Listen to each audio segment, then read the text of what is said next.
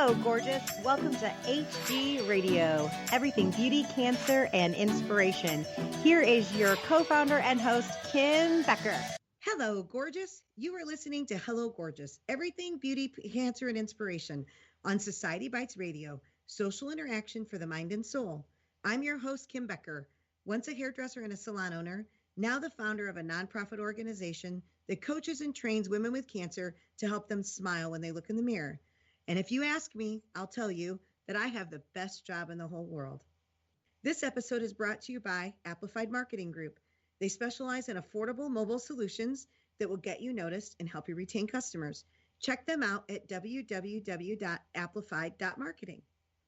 So I decided that I wanted to do just a session, an episode today with just me talking to you. And I want to give you 5 ways to jumpstart 2021 and make it the best year yet. So I'm sure many of you think that no matter what happens, that anything next year will be an improvement over what this year was. And I can't say that because I've really had a good year. Given, I've not been able to travel. Normally I'm on the road, 20 weeks out of the year, at least, 20 days flying, and we've not been traveling at all. And we've pretty much been home, and I'm getting ready for Christmas, which is why I thought setting you up for success for 2021 would be the right time to do this. And every year for Christmas, I make these calendars, and I make them for my team, and I make them for my family, and I make them for my son and his friends and the friends' moms. And so I grab pictures all year long, and then I take the top pictures, the favorite pictures of the favorite memories, and I put those into a calendar so that all next year it's like a year full of memories. And I know that there are some that you can do 2 or 3 different pictures in a month, but I just like to have a focus on one memory, whatever that is, just that one memory. And so I actually am working on those calendars now. And I wasn't sure what I would have. I wasn't sure whether I would have a lot of pictures or not, given that it was COVID and we were quarantined and people couldn't leave. And, we really made the best of it. And so I was so excited when I was going through and I was looking at all of these pictures, and there's a ton of them. Like, there's so many to choose. It's not just that, I only had enough for the 12 spots, or that I was scratching the surface to try and get more. There were a ton of pictures, and life is about, I try and teach my son this lesson.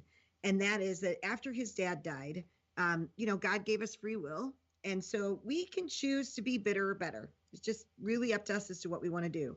But I tried to teach my son that life is truly 10% what happens to you and 90% how you react to it. And so through these COVID times, you can either participate at whatever level you can participate in, or you can choose not to participate. And so it is completely up to you as to what you want to do, because we all have free will. And so I'm so excited that I was able to go through so many of these pictures, and that I've got pictures to be able to fill these calendars, because we made the choice to participate. It wasn't at the same level. I'm missing vacations just like everybody else is. I'm missing a lot of the things that last year at this time that we did. We were out of town for Christmas last year. There's no way that we could go this year. We were going to go out of town for Thanksgiving. We were going to go to Nashville, and all of the things that we wanted to do, the bars and the line dancing and to listen to the live music, a lot of that stuff wasn't happening. And so we decided to cancel our trip because we wanted to participate at the level that we wanted to participate at. I didn't want to just go down there and have to sit in a hotel room, even though the scenery would have been different. And Nashville is beautiful. I wanted to participate at the level that I wanted to participate in. And so since I couldn't do that, we just decided to cancel it altogether and just save those funds so that when we could go and participate at that level. But we all have that choice. So it's up to us as to what level we want to participate in. So I wanted to come and, as I said, just share with you 5 ways that you can jumpstart 2020 and make it the best year yet. No matter what kind of year you've had this year, whether you've had a stellar year, whether you've had a horrible year, 2020 can be better no matter what. And we can kick it off on the right foot. You can actually start today if you want to. You don't even have to wait until New Year's Day. So let's jump right in. So the first thing that I want to challenge you to do for 2021 is I want to challenge you to pick a word for the year. Pick a word for the year. And this word is like a theme. Basically, it's a word that you're going to cling to. So every year in January, I take my executive team on a retreat. And last year was the 10-year anniversary. This year we're doing it, but it'll look a little different this year, but we're not giving it up. And so I normally take them, we meet on Friday night at a hotel. We stay at that hotel all weekend long, and we don't adjourn until Sunday. And during that time that we're all together, we laugh, we joke, we make a ton of memories, which I'm so grateful for. We do a lot of strategic planning for the organization. What is the next year going to look like? What is our focus going to be? How can we better serve women with cancer? All the things that we do. But while I have them all together, I also try and do some personal development. I feel like we just don't take time to look inward and to better ourselves. So I feel like that particular weekend is a good weekend to be able to do that. But selfishly, I know that if they're better people for themselves, they'll be better for the organization. And so it's a win-win on both sides. I get them better, but then I get to watch them live a better life, which is awesome. And one of the things that they do at the very beginning is that they choose a word. And actually, some of them have already texted me. They already know what their word's going to be for next year, which I love. I love that they love doing this exercise. So you choose a word that hits home to you. So you can choose whatever word you want to. I want to encourage you to pick a positive word, obviously something that you want to grab a hold to that's going to make your life better, not necessarily a negative word that you don't want to look at or it's going to make you scowl every time you think of it. I want you to grab something that's positive. And then I want you to find a way to display that word. So for years, we had done it where I got something that was a wooden star that we put a magnet on the back of it, and they simply with a marker drew their word on it so that it would go on their refrigerator. So every time they went to their refrigerator, they would see that word. One year we did stained glass. Another year it was just simply a rock. I just went and got some, decent size of a sandwich, maybe a half a sandwich rock, and they wrote their word on it, and then they put it somewhere in their bedroom or in their bathroom, someplace that they would see it every day. The last few years, it's been a hit. The adult coloring sheets are all the rage right now. So I had an adult coloring sheet designed, and it had the Hello Gorgeous logo on it. And then there's places to color. And then in the center, it's where they can write their word and then put it in a frame, and they can keep it displayed wherever they want to, where they see their word every day. So I will, in the show notes, I will put the link to our website so that you can go on and you can download your own adult coloring sheet, and you can write your word in that and you can display that. But I really want to encourage you to pick a word. So, and then, like I said, then it's your theme for the year. So let me tell you, this last year, my word for the year was pray. Hello Gorgeous is a calling on my life. We will be in existence 15 years in February. And I feel like I've spent the last 14 years telling God how I feel, what I think that he should be doing with the calling on my life, instead of actually sitting and listening to what God is saying to me and the direction and the next steps that he wants me to take. And so my word this year was pray. And that was my focus. I really wanted to make sure that I could take time every single day to spend time with God and to journal on what he was saying to me and to follow those promptings that he was giving me, so that I was walking in his will, because it's really not about me. I'm just a vessel. God's put Hello Gorgeous as a calling on my heart because it's something that the world needs, but it's not me.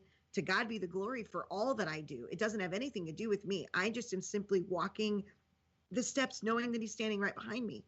But for many years, that's not how it was. Many years I would stand there and I would argue with God, and I was angry at God. And, one of our buses, Mobile Day Spas, caught on fire, and I'm a widow. I lost my husband, my partner that helped me build this organization. And so it was time for me just to sit back and to pray. And so it's been a really good year. I was in a Bible study once a month on Sunday nights. I'm in a Bible study every week on Tuesday mornings. I joined an organization called Christian Business Fellowship, which is where a bunch of business owners come together, and we glorify our business for God, but we can talk about challenges that we're having. And so looking back, so we come together, and I ask my team then to look at the year that they've had and how they've used their word and to grade themselves. And so this year myself, I'm going to give myself an A, because I really feel like I used my word very well. And I stuck to it. And actually, I'm hard pressed to find a new word because this one was so good. But because of the habits that I made, I don't have to think about prayer anymore or praying. It's just a part of my life. It's just a part of who I am.